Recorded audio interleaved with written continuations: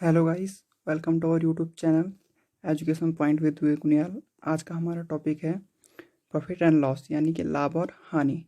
तो आज हम लाभ और हानि से जुड़ी प्रॉब्लम्स को सॉल्व करने के तरीके सीखेंगे, कौन से फॉर्मूले हमें यूज़ करने हैं, कहाँ कैसे यूज़ करना है, एग्जाम्पल के साथ हम उन्हें सीखेंगे।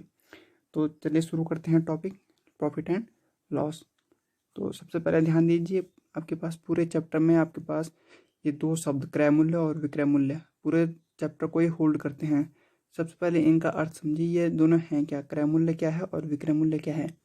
क्रय मूल्य का अर्थ होता है क्रय यानी कि खरीदना, अर्थात जिस मूल्य पर कोई वस्तु खरीदी जाए, और विक्रय मूल्य जिस मूल्य पर कोई वस्तु बेची जाए। जिस मूल्य पर आप किसी वस्तु को खरीदेंगे, माना कि आपने एक बिस्किट पैकेट 10 रुपये में खरीदा, तो जब खरीदेंगे तो जो आप खरीदने का मूल्य होगा वो होगा आपका क्रय मूल्य।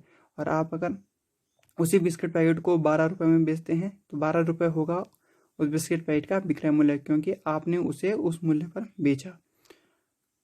अब लाभ और हानि यानी कि प्रॉफिट और लॉस को आप कैसे डिफाइन करेंगे। प्रॉफिट होता है जब किसी वस्तु को बेचकर हमें लाभ मिले, अर्थात विक्रय मूल्य ज़्यादा होना चाहिए क्रय मूल्य से, क्या यानी कि जिस मूल्य पर आपने वस्तु को खरीदा था उससे ज़्यादा मूल्य पर आपने वस्तु को बेच दिया।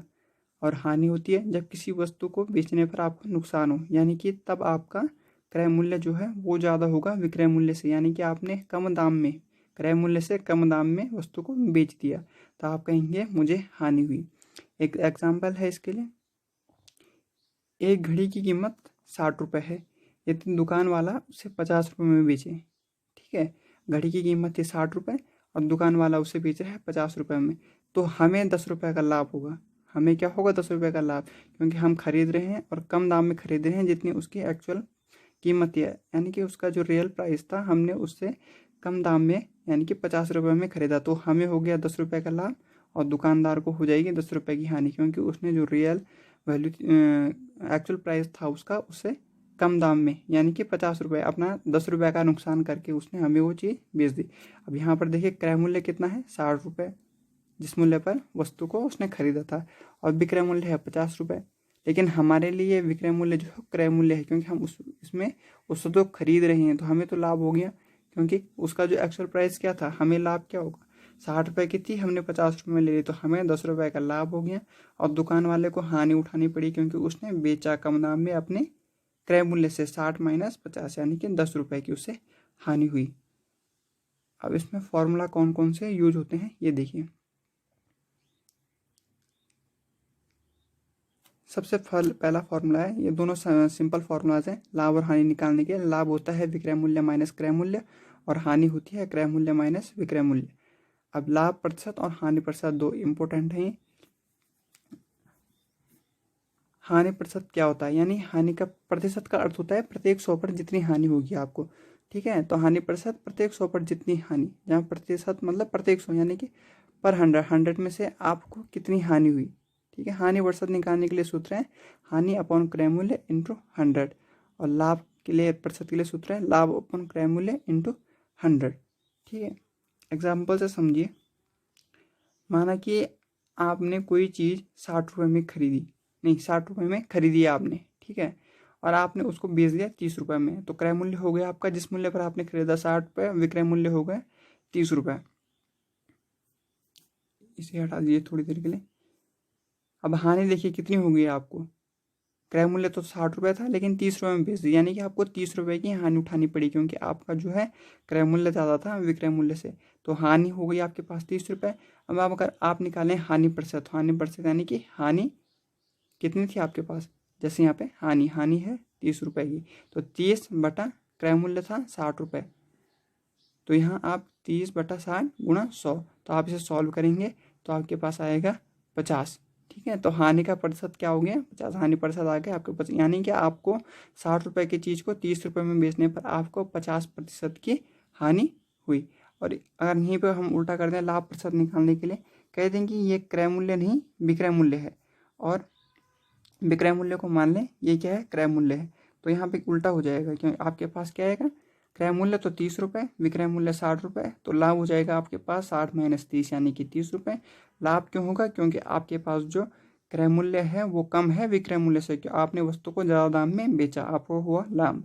तो लाभ प्रतिशत निकालने के लिए आपका जो फॉर्मूला होता है उसमें वैल्यू रखेंगे। तो लाभ प्रतिशत निकलेगा आपके पास लाभ यानी कि 30/60, जितना कि आपका क्रय मूल्य था, गुणा 100। इसे सॉल्व करेंगे तो आपके पास आएगा 50। तो यानी कि लाभ प्रतिशत यानी कि आपके पास आपको 50% का लाभ होगा। अगर आप 60 रुपये 30 रुपये की चीज़ को 60 रुपये में बेचेंगे तो आपके पास 50% का लाभ होगा। अगला है आपके पास विक्रय मूल्य आप कैसे ज्ञात करेंगे जब आपको लाभ प्रतिशत दिया हो। क्वेश्चन में आपको दिया रहेगा लाभ प्रतिशत और आपको निकालना है विक्रय मूल्य। तो इसके लिए सूत्र होता है आपके पास 100 प्लस जितना आपको लाभ प्रतिशत दिया गया है उतना, और अपॉन 100, और उसके साथ आपको मल्टीप्लाई करनी है टोटल के साथ क्रय मूल्य की। इस एग्जाम्पल से समझिए, राम ने एक टीवी 8,250 रुपये में खरीद कर 4% लाभ पर बेच दिया। तो क्रय मूल्य कितना हो जाएगा 8,250 रुपये, क्योंकि इस मूल्य पर उसने टीवी को खरीदा। और लाभ प्रतिशत आपको दिया है 4%। तो आप टीवी का विक्रय मूल्य निकाल सकते हैं फॉर्मूला में सीधे मान वैल्यू रख के। तो फॉर्मूला में वैल्यू रखेंगे तो आपके पास आएगा 100, 100 का 100, लाभ प्रतिशत हो गया 4, और अपॉन 100 इंटू जितना आपके पास क्रय मूल्य था 8,250 रुपये। तो विक्रय मूल्य आपके पास कितना आएगा, सॉल्व करके आप इसे सॉल्व करेंगे 100 + 4 104 अपॉन 100 इंटू 8,250। तो आपके पास सॉल्व करके आएगा 8,580 रुपीज़। अगर बाई चांस आप फॉर्मूला भूल जाएं, अगर आप फॉर्मूला भूल जाएं तो आप कैसे करेंगे। ये देखिए आपके पास क्या है, टीवी की कीमत दी गई है कि आपने किस मूल्य पर खरीदा था, और 4% लाभ पर आपने बेच दिया। यानी कि आपने को जो क्रय मूल्य दिया है और आपको जो लाभ प्रतिशत दिया है, आपको इसको कुछ करके आपको यहाँ पे निकालना है विक्रय मूल्य। तो देखिए 4% लाभ पर बेचा, तो सबसे पहले आप 8,250 का 4% निकालिए, क्योंकि लाभ क्या है इसी मूल्य पर आपको लाभ होगा ना। तो इस मूल्य का 4% निकाल लीजिए। तो आप 8,250 का 4% निकालेंगे, यानी कि 8,250 इंटू 4/100। तो आप यहाँ पे आप इसे सॉल्व करेंगे तो आपके पास आएगा 330 रुपये।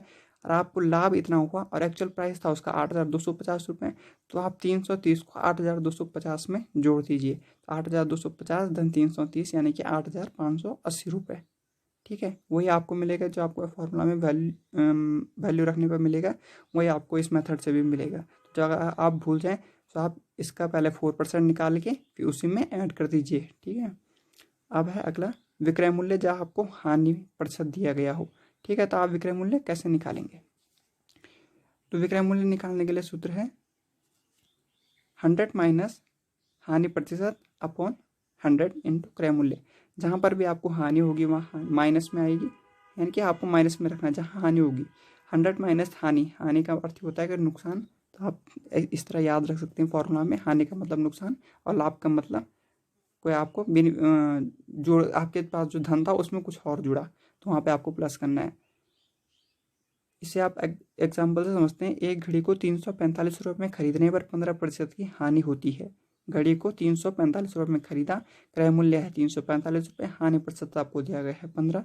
तो आप फार्मूला में वैल्यू रखेंगे, विक्रय मूल्य निकालना है तो फार्मूला में वैल्यू रखेंगे 100 माइनस हानि प्रतिशत है आपके पास 15 अपॉन 100 इंटू जितना उसका क्रय मूल्य था 345 रुपये। तो इसे सॉल्व करेंगे तो आपके पास आएगा 293.25 रुपये। यानी कि अगर आप 345 रुपये को खरीदने पर 15% की आप हानि उठाते हो तो आपका जो विक्रय मूल्य रहा होगा वो रहा होगा 293.25 रुपये। अगर आप इस यहाँ भी फॉर्मूला भूल जाएं तो आप कैसे सॉल्व करेंगे क्वेश्चन को। सबसे पहले देखिए 345 रुपये में खरीदने पर 15% की हानि होती है। ठीक है, तो 345 का 15% निकाल लीजिए आप। 345 का 15% कितना होता है, और जो आपको सॉल्व करके आएगा, जैसे यहाँ पे 345 का 15% आपने निकाला तो हमारे पास आया 51.75, यानी कि 51.75 रुपीज़ आया। तो आप इसमें से घटा, क्योंकि आपको हानि हो रही है तो आप घटा देंगे किस में से, क्रय मूल्य में से, जो आपने वो जिस मूल्य पर आपने खरीदा था 345 में से आप इसको माइनस कर देंगे तो आपके पास आएगा 293.25 रुपये। वही आपके पास आएगा जो आपको फार्मूला से निकलेगा। तो आप इसे इस तरह से निकाल सकते हैं। अगला आपके पास फॉर्मूला है क्रय मूल्य जब लाभ प्रतिशत दिया गया हो। तो आप क्रय मूल्य कैसे ज्ञात करेंगे जब आपको लाभ प्रतिशत दिया गया हो। तो इसके लिए आपके पास फॉर्मूला होता है 100/100 प्लस लाभ प्रतिशत गुणा विक्रय मूल्य। विक्रय मूल्य यानी जिस मूल्य पर आपने वस्तु को बेचा। तो एग्जाम्पल देखिए, इसके लिए एग्जाम्पल लिया हमने, घड़ी को 345 रुपये में बेचने पर 15% का लाभ होता है, तो घड़ी का क्रय मूल्य बताइए। विक्रय मूल्य है आपके पास दे रखा 345 रुपये और आपको होता है उस पर 15% लाभ। तो आपको क्रय मूल्य ज्ञात करना है, तो आप यहाँ फॉर्मूले में वैल्यू पुट कर दीजिए। तो क्रय मूल्य निकालने के लिए फॉर्मूला है 100/100 प्लस लाभ प्रतिशत यानी कि 15% गुणा 345 जो कि आपके पास है विक्रय मूल्य। आप इसे सॉल्व करेंगे तो आपके पास आएगा 300 रुपये, यानी कि 345 रुपये में बेचने पर अगर 15% का लाभ होता है तो उसने घड़ी को खरीदा था 300 रुपये में। तो 300 रुपये जो 15% लाभ कमाया उसने, वो आपके पास टोटल जुड़ के आया 345 रुपये। अगर आप कहीं फार्मूला भूल जाएं, हो जाता है पेपर में, वो फार्मूला भूल जाते हैं, तो आप ध्यान रखिए क्या करेंगे। यहाँ पर दिया गया है कि 15% का लाभ होता है, यानी कि 115% जो मूल्य है वो 345 रुपये है। यानी कि जैसे 100% जो मूल्य होगा वो होगा 300 रुपये। मान के चलिए अगर आपके पास लाभ होता है, अगर हानि होती तो आप माइनस करते, आपके पास हो रहा है लाभ, तो 100 + 15 यानी कि 115% लाभ। 115% जो मूल्य है, 115% मूल्य वो है 345 रुपये घड़ी का। तो माना कि हमें पता नहीं है क्रय मूल्य कितना है, किस मूल्य पर उसने खरीदा था। तो एक्स का 115% आपको दिया गया है कि 345 रुपये है। तो आप इसको सॉल्व कर लीजिए। एक्स का 115% 345 रुपये है, तो यहाँ से आपके पास एक्स की वैल्यू आ जाएगी। यानी कि इसे हल सॉल्व करेंगे आप 115x = 34,500 और एक्स की वैल्यू यहाँ से आ जाएगी 34,500/115, 300 रुपये। ठीक है। अब अगला है आपके पास क्रय मूल्य जब आपको हानि प्रतिशत दिया है, यानी हानि पर हानि है, तो यानी फॉर्मूला वही रहेगा, खाली माइनस हानि, यहाँ प्लस लाभ था तो यहाँ पर माइनस हानि आपको करना है, हानि प्रतिशत करना है। बाकी फॉर्मूला सारा सेम है, 100/100 माइनस हानि प्रतिशत गुणा विक्रय मूल्य। एग्जाम्पल देखिए, एक व्यापारी को एक कार बेचने पर 20% की हानि हुई जब उसने कार को 8,000 रुपये में बेचा, तो कार का क्रय मूल्य बताइए। अब देखिए, कार को बेचने पर 20% की हानि होती है जब उसने कार बेची 8,000 रुपये में, यानी कि विक्रय मूल्य है 8,000 रुपये और हानि प्रतिशत है 20%। तो क्रय मूल्य क्या हो जाएगा आपके पास, फॉर्मूले में वैल्यू रखेंगे 100/100 माइनस हानि प्रतिशत यानी कि 20 × 8,000। तो 100/80, 100 - 20, 80 × 8,000 आपके पास सॉल्व करके आएगा इसे 10,000 रुपये। ठीक है। तो 10,000 रुपये कि एक कार को व्यापारी ने जब 8,000 रुपये में बेचा तो उसे 20% की हानि हुई, तो यहाँ क्रय मूल्य आ जाएगा 10,000 रुपये। अगर आप फॉर्मूला भूल जाएं तो क्या करेंगे, देखिए हानि हो रही है, जब हमारे पास लाभ हो रहा था तो हमने ऐड किया था, जब हमारे पास हानि हो रही है तो हम माइनस करेंगे 100 - 20 यानी 80%। कार का जो 80% मूल्य है वो 8,000 रुपये दिया गया है। ठीक है। तो x × 80/100, एक्स का 80% आपको दिया गया 8,000 रुपये, तो एक्स यहाँ से आपके पास निकल जाएगा कि उसकी एक्चुअल वैल्यू कितनी रहेगी, 18x = 8,000 के साथ ही 100 यहाँ मल्टीप्लाई हो जाएगा, तो एक्स की वैल्यू यहाँ से आ जाएगी। यहाँ पे मल्टीप्लाई में था 80x, तो ये हो जाएगा, यहाँ पे डिवाइड कर देगा इसे, तो आपके पास आएगा x = 10,000 रुपये।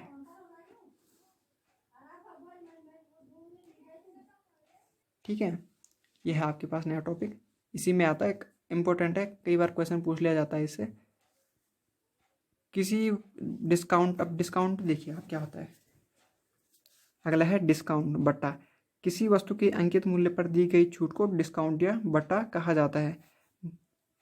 यानी कि जब आपको दुकान वाले ने कहा कि आपको, जैसे मान लिया 100 रुपये की कोई चीज़ है, उसने कहा आपको 10% छूट दी गई, तो 10% छूट दी गई यानी कि वो आपको डिस्काउंट दे रहा है 10 रुपये का 100 रुपये पे। तो आपको जो MRP जिस पे 100 रुपये पड़ा होगा जिस वस्तु पर, वो आपको 90 रुपये में दी जाएगी।